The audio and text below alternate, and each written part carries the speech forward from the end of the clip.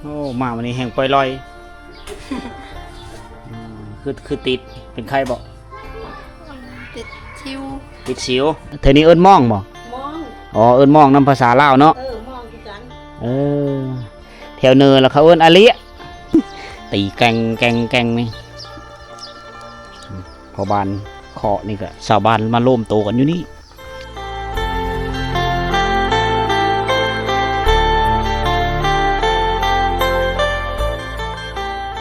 ทักทายสบายดีพ่อแม่พี่น้องสบายดีบรรยากาศยามเช้าๆเด้อทุกคนเด้อมื้อนี้เฮาได้มาเขตเนาะของเมืองบุรพาได้ตอนนี้เฮาอยู่ที่บ้านวังเงือกเมืองบุรพาแขวงขมนทุกคนเลยมาในบรรยากาศครึ้มฟ้าครึ้มฝนนะมันเหมยแดดแล้วบางเทอฝนสิตกมื้อนี้มีฮู้ว่าโศกชะตากรรมพวกเฮาสิเป็นนั่นเลยแต่ว่าเฮาคอยยับไปเลยจากบ้านเทศบาลแล้วก็ยับไปเรื่อยๆออกไปเนาะจนเขตนี้มีสัญญาณไปแล้วทุกคนเลยไปตามติดวิถีชีวิตแล้วก็ไปเที่ยวชนบทบ่เลอเฮามักไปเฮาจะไปบ่เลอธรรมชาติงามๆวิถีชีวิตแบบดั้งเดิมเฮาจะไปเที่ยวพาพ่อแม่พี่น้องไปรับชมบรรยากาศในยามเช้าๆฤดูกาลนี่กำลังเสียหญ้าไห้ละมาเบิ่งว่าบรรยากาศอยู่ในบ้านวังเงอะ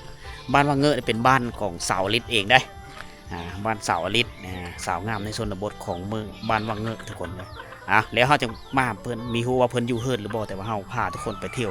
ชมหมู่บ้านก่อนมากัน3คนคือเก่ามื้อนี้มีบ่ตุกวิธีลาวได้แล้วก็บ่โนดพาเลาะเดินทางกัน3คนทุกคนเพราะว่าไปช่วงหน้าฝนนี่ไปผู้เดียวก็มีเยอะคักบ่เลย1มา1ยันรถเพเด้2มาเวลาเจอทางโหดพวกเฮาพอได้ซอยกันได้เอาไปเลยคนดีทุกคนไปหลายคนไว้ก่อน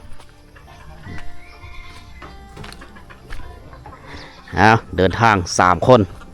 3หนุ่มตัวเหิงนาเบิ่งเหิงได้ไม่ได้เห็นนาเห็นตา2หนุ่มรอนี่สบายดีพี่น้องทรงหลังๆนี่ไปทางเลยตัวสบายดีช่วงหลังๆเนี่ยเฮ็ดเวียกแน่เฮ็ดเวียกแล้วก็ว่างๆก็ไปถ่ายคลิปชนบทไปกับคุยพะเลาะไปกับคุยแน่บ่คุยคนมักเลาะเนาะบ่คุยคนมักเลาะลงสมวยลงสมวยลาวใต้เผากระดูเด้ได้จะคำแล้วเผากระดูฮะโอ้ได้แต่ภาษาเขานะแต่เบนชวนบ้านชวนเป็นบ้านชวนอันไปใส่ด้วยเขาว่าได้ไปใส่สมอเปาะตะโมสมอตะโมเปาะตะโมโปโปแล้วไปได้แถวนั้นได้โปโปได้จักน้อยเด้เขาว่าได้จักน้อยไปโอ้ลืมเลยตัวนี้มาเห็นน้ำพอเด้อกูไม่โปคนที่2ทักทายสวัสดีบรรยากาศยามเช้าอยู่บ้านได้นี่มื้อนี้โอ้อยู่บ้านนางเอกเลยมื้อนี้บ้านนางเอกเจ้าเนาะบ้านลาวเต่าขึ้นโอเคเดี๋ยวซุ่มเฮา3คนสิพาพ่อแม่พี่น้องไปเที่ยวชมบรรยากาศอยู่ที่บ้านวังเงอะ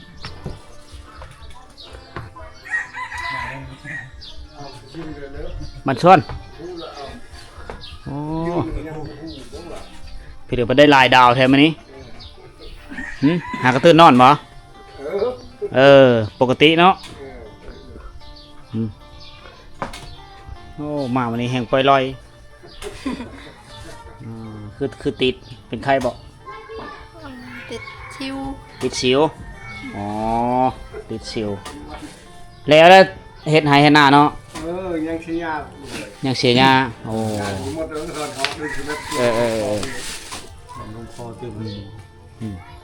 อันนี้คืออาหารหลักๆของชาวบ้านเฮาปลูกไว้พอได้อยู่ได้กินพอได้แกงซื้อหน่อไม้พอได้แกงกินแต่มันก็แซ่บ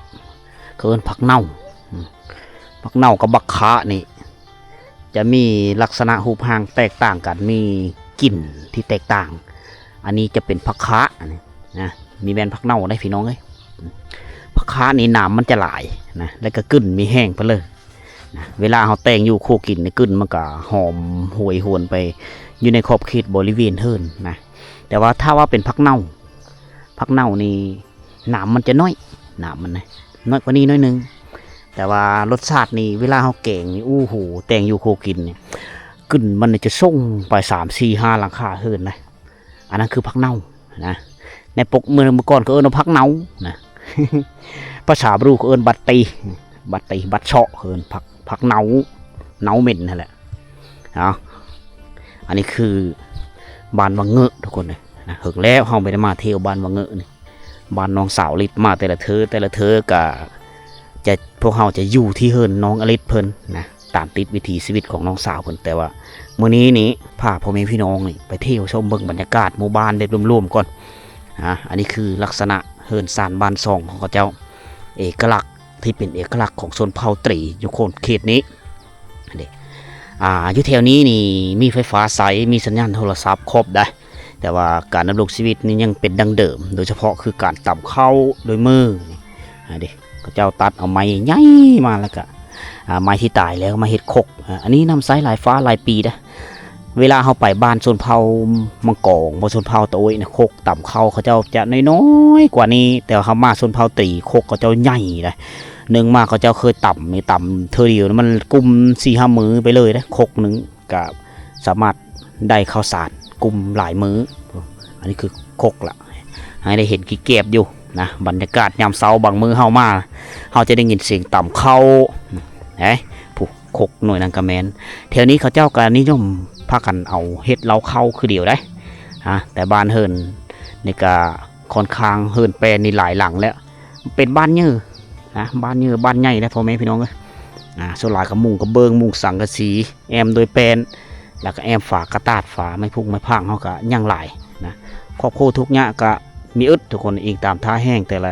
โคเฮิรนแต่ละครอบครัวนะผู้บางคนก็หายหน้าตากามีหน้าแน่มีหายกว้างได้ก็เขาเจ้าก็กุมอยู่กุมกินการหาเงินหาคำได้ก็ไปซื้อเครื่องนุ่งของถือเฮลุเฮเตาซื้อวัตถุอุปกรณ์การเรียนการศึกษาเฮลุไปนี่อันนี้ก็คือการดำรงชีวิตที่อยู่ที่บ้านวังเงอะนี่ละส่วนหลายก็เฮ็ดไห้ในแถวนี้นะไห้นี่เขาเจ้าเฮ็ดกว้างกว้างไห้นี่ส่วนหลายก็ผลเก็บเกี่ยวผลได้รับของเขาเนี่ยก็อยู่ประมาณเกือบ100 กระสอบฉะนั้นยกตัวอย่างคือเฮือนสาวลิตนี่คือผ่านมาเขาเห็นเขาใน2 เล้าเด้นั่นคือเขาเจ้าที่มีกำลังวังซ่ามีแรงงานหลายเขาเจ้าก็เฮ็ดไห้กว้างก็ได้เข้าหลายมื้อนี้ก็เห็นคันไดงะเติงเงิงลงมาหลุมนี่กับคนนี่มีอยู่เฮิรนแล้วเขาเจ้าจะไปให้ไปโซนไปเลี้ยงงูเลี้ยงควายใช้ชีวิตอยู่กับไห้กับโซนตามป่าตามดงผู้บางคนก็เสาะอยู่หากินไปหาเครื่องป่าของดงมาขายมากินเป็นอาหารทุกคนเนี่ยเอาเฮ็ดไปในแต่ละมื้อส่วนหลายก็เหลือแต่ผู้เฒ่านะที่อยู่เฮิรน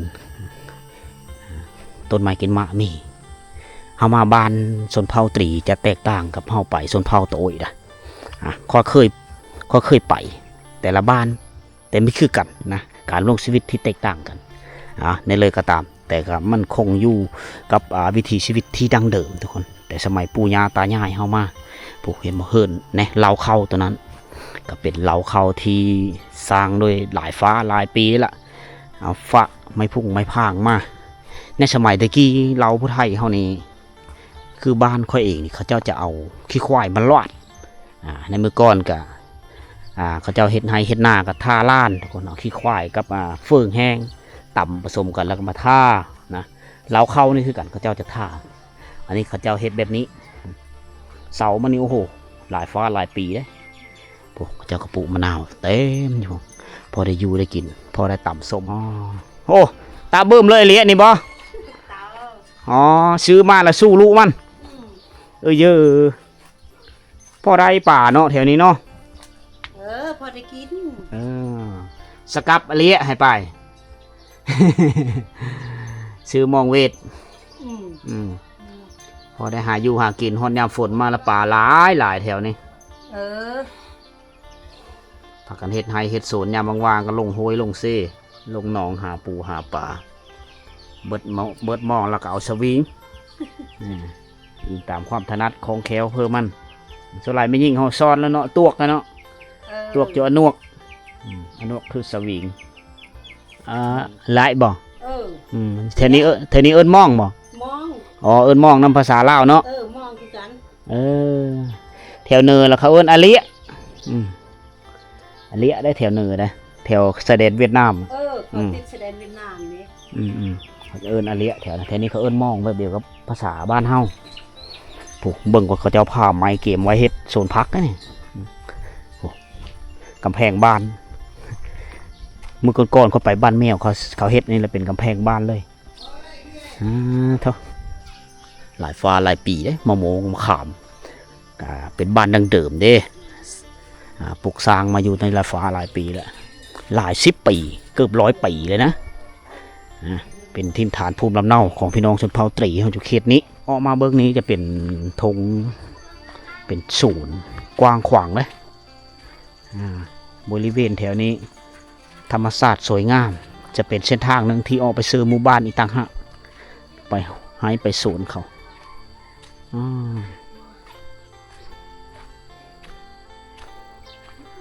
พอจะแหละเนี่ยปั่นจมบ่ไปเลยอ๋อไปเลยเนาะขอเป็ดขอไก่เขาเจ้าก็เฮ็ดน้อยๆอยู่กองตารางเฮินเลยเป็นเส้นทางที่ออกไปศูนย์มันตนเขาเจ้าสะอ่อนเนื้อทีทำการผลิตเขาเจ้ากองขวางหนีแถวนี้อยู่ไปจังซี่แหละย้ายไปตามเส้นทางมันก็เรียบง่ายดีเด้อพี่น้องนะแต่ว่าเนื้อที่หน้านี่มีหลายคนแถวนี้เพราะว่าเนื้อที่มันเป็นผู้มันเป็นผู้ดอยก็เลยเฮ็ดเธอมีน้ำเนี่ยมีค้างเวลาฝนตกมากอะคือน้ำแห้งเลยนะงะขันไดแบบนี้นะแบบเดียวเลยกับผู้ไทยการดำรงชีวิตคล้ายๆคือกันผู้ไทยกับบรูเด็สูตรเลี้ยงงูเลี้ยงควายเขาสถานที่เลี้ยงสัตว์ซ้ำสิกินเลยงูควายป้อตัวหญ้าพญาดกในเมื่อก่อนก็เป็นหน้าแต่น้ำมันมีเพียงพอเขาจะปะเป็นสถานที่เลี้ยงสัตว์ซะหลังนี้ก็ยังมุ่งเป็นอยู่เด้อเอามาสวยๆได้มานี่เพื่อเฮ็ดอยู่เฮ็ดกินมันก็สวยไปมาไม่ทันสาบานก็จะไปแล้วเห็นแต่หลังคาเฮือนเขาที่มุ่งโดยแปนแอมด้วยฝาไม่เฮเขายันไก่เอาเฮือนเขาผ้ามาคังไว้ไหนกระโจเบิ่นแกฮะได้ยังฮะกระโจตึงเอาไม่ยังมาไม้อ๋ออันนี้ยิงบังโป้งตะบังโพบ่ป่องเนาะแม่นบ่ตามอ๋ออันนี้อาวุธนี่ยิงกันบ่มันอะปั่นจำยิงนกเนาะไปลูกหลานมาเห็นแล้วก็ตอนเขายังน้อยกันแบบนี้แหละพี่น้องเฮ็ดบังโป่งบังโพเฮือนพระเจ้านี่ก็ไม่ได้เฮ็ดซ่านสูงเฮ็ดต่ำๆแบบนี้เลยอันนี้คือที่พักพาใส่เฮือนซานบ้านซองส่วนหลายเขาจะเอาไม้แป้นมาเป็นกระเบื้องมุงนะบรรยากาศเงียบคักเลยเป็นยำสวยๆเห็นตะโง่ควายยำแรงๆตะโง่ควายเต็มอยู่บ้านนะอันนี้นี่จะเป็นอุปกรณ์รถเวลาพอบ้านเพิ่นเย็นเตาโลมเขาจะมาโลมกันอยู่นี่เป็นสถานที่ที่กว้างขวางแม่นมืดเลยแท้บนเตาโลมของชาวบ้านเวลามีเวงานต่างๆนะทางเมืองบ่ทางโครงการมาบ่หรือพอบ้านเวบ้านการเมืองเขาจะมันโลมเต็มเลยมีขอนตีพร้อมนะอันนี้จะเป็นเล็กอันรถอุปกรณ์โซนใดโซนหนึ่งของรถในยุคสงครามพอแหละนะ ตีแกงนี่พอบานเคาะนี่ก็ชาวบ้านมาร่วมโตกันอยู่นี่ดงมาไหนเนาะนอกจากนี้นอกจากมะกะแรงนอกจากกะแรงนี่ก็ชิมีอันลักโคโลโคงนะอยู่บ้านนะพอบานมันก็เอาโลโปข้าวคนก็มาร่วมละจะมีเล้าเขาของโครงการCIS โครงการอาหารเที่ยงประจำโรงเรียนเขาเจ้าก็มีสางเก็บเมนอาหารอยู่นี่จะเป็นวัตถุอุปกรณ์สอนเราเข้าเขาเยอะเบิดแถวนี้โอ้แถวโซนนี้เนี่ยน่าจะเป็นบ้านในยุคตะกี้แหละบ้านเก่าบ้านแก่สังเกตบางกรมมะขามจนหลายปีแล้วมะม่วงก็ใหญ่แถวนี้เฮ็ดซักสร้างบาดาลหยะแถวนี้ทุกคนเพราะว่าอยู่พื้นนี่มันจะเป็นขี้หินที่มันเจินได้ง่ายขี้หินน้อยเวลาเขามาเจาะสร้างโซลายกับปะทิมไว้เห็นไหมเจาะลงเลยเวลาเขาทอดกันเจินมาขี้ดินหุบยุบลง ขี้ดินนี่มันถมขึ้นขี้หินน้อยฉะนั้นก็เลยมีความยุ่งยากในการเจาะสร้างบาดาลตัวนี้ปะละลามันเจินทับมันถมขึ้นเป็นบ้านกว้างเติบอะตัวนี้น่าจะเป็นห้องน้ำของเขาเจ้า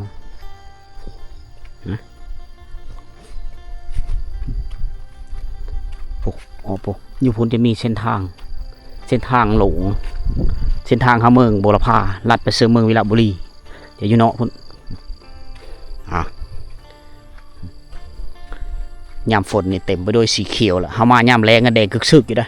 ไปแต่ละบ้านยามฝนมันจะงามน้อยนึงแต่ว่ามันก็เปิ้นได้น้อยนึงนะ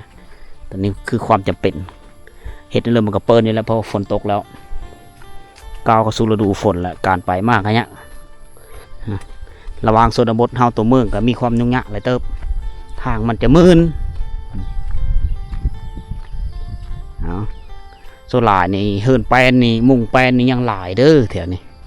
ถ้าเราไปแถวบ้านเฮานี่มีแล้วอันนี้คือทรงเดิมๆทรงโบราณเลย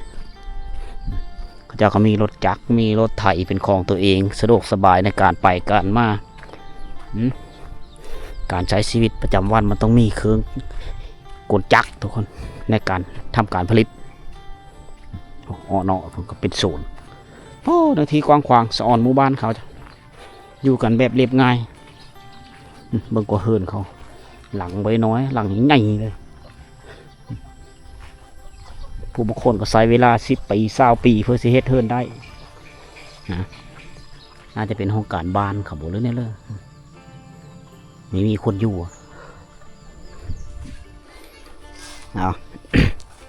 หมู่บ้านกะเงียบเหงาแบบนี้เด้อทุกคนเจ้าเห็ดโหออมไว้ข้างในเพราะว่ายามแรงๆเขาเจ้าจะเอางูควายมามัดอยู่กองตารางเหลาคนนี้เหลือแต่เล็กน้อยก็บุเทาอยู่เพิ่นมานี่ผู้คนอื่นๆนี่ก็ไปแล้วซอกอยู่หากินตามป่าตามดงพี่น้องคือที่เขาเห็นนี่แหละอันนี้คือภาพรวมๆของหมู่บ้านไหนทุก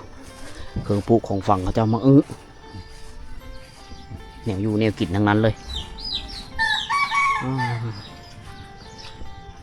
ถ้าว่าเป็นบรรยากาศยามแรงนี่คักโม้นแถวนี้วุ่นเขาไหลงูไหลควายมาแต่ไปเลี้ยง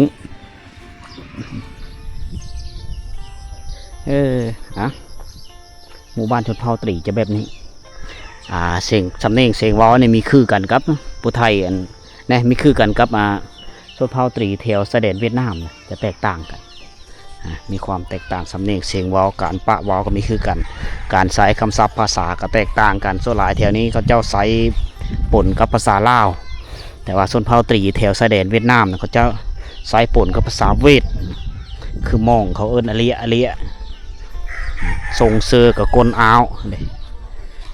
ตัวนั้นจะเป็นบอลต่ำเข่าของแม่ยายไม่ยิ่งกิจกรรมยามเช้ายามแรงเมื่อเลยมันแดดกับเจ้าเอ็ดอยู่หันละเขาเบิ่งซื้อออนไลน์ผ่านเครือข่ายอินเทอร์เน็ตแถวนี้แล้วก็เบิ่งโทรทัศน์เบิ่งจานดาวเทียมนั่นสังเกตเห็นจานดาวเทียมเกือบทุกหลังคาเฮือนที่เขาเจ้าติดตั้งสะดวกสบายในการรับชมทีวีเบิ่งละครต่างๆทุกคนผู้เฮือนหลังนั้นก็เฮือนโคนี่ก็สังกะสีได้หมอมุงสังกะสีของแท้เลยแต่ยุคโบราณกับเจ้าผ้าก็ฟูอย่างมาต่อยมามุงใช้งานหลายฟ้าหลายปีปิด10 ปียังมีเป้เพเสียหายนะขอไก่แบบนี้เลยในเมื่อก่อนจะเป็นห้องน้ำไม่ได้ใช้ห้องน้ำแล้วก็เป็นขอไก่ขอเป็ดเลยผู้โง่ผู้ควายจะกองตารางเฮือนแถวนี้เห็นบอกเสื้อขาวไถเสื้อขาวเขาเจ้าผู้คอโง่คอควายเขาเจ้าไปแทงเข้าได้แถวนี้นี่คือหมู่บ้านแบบร่วมๆพี่น้องก็มีฮานเวทซาเวียดนามมาเสาหานอยู่นี่เขาเจ้ากับขายเครื่องขายของชาวบ้านกับไปใช้บริการไปซื้อเครื่องซื้อของนั่นแหละมาคิดเกิดแป้งโน่เขาจะมักเอาหางต่อหางมาไว้อยู่เฮือนอันนี้ก็แม่หลังนั้นก็มีหางต่อหาง ตามความซื้อว่าต่อเอาเงินเอาข้ามต่อเอามูเอาคู่สำหรับการยางรอบบ้านวังเงอะทุกคนเลยก็คือทุกคนได้เห็นนะบ้านมันเงียบมันเหงาเนื่องจากว่าช่วงนี้ชาวบ้านก็กูและอยู่ไฮแต่ศูนย์นะไปเสียหญ้าไฮไปเฮ็ดกิจกรรมต่างๆหาอยู่หากินตามป่าตามดงบรรยากาศกับอยู่กลางหมู่บ้านก็มีคอยคึกคืนไปเลยนะสิ่งที่เราเห็นนะคือบ้านเฮิร์นทุกคนบ้านเฮิร์นที่เป็นเอกลักษณ์แบบดั้งเดิมนะเพราะว่าแถวนี้เขาเจ้าซื้อถือผีได้แถวนี้นะช่วงก่อนสิเฮ็ดกิจกรรมต่างๆเขาเจ้าต้องได้จำผีอันนี้คือวัฒนธรรมของพี่น้องชนเผ่าตรีเขาแถวนี้แหละเป็นชนเผ่าบรูนะเผ่าบรูนี้มันก็มีหลายชนเผ่าย่อยได้ที่แยกออกมาจากชนเผ่าไงแล้วมีกลุ่มภาษามอญคาเมกลุ่มภาษาตรีภาษาตะโอยกระต่างหลายๆชนเผ่านะเอาวันนี้พวกเราก็สีโจ๊กคลิปทำนี้ก่อนพี่น้องเอาวิดีโอสั้นๆมาฝากพ่อแม่พี่น้องพบกันใหม่ในวิดีโอต่อไปเด้อทุกคนนะ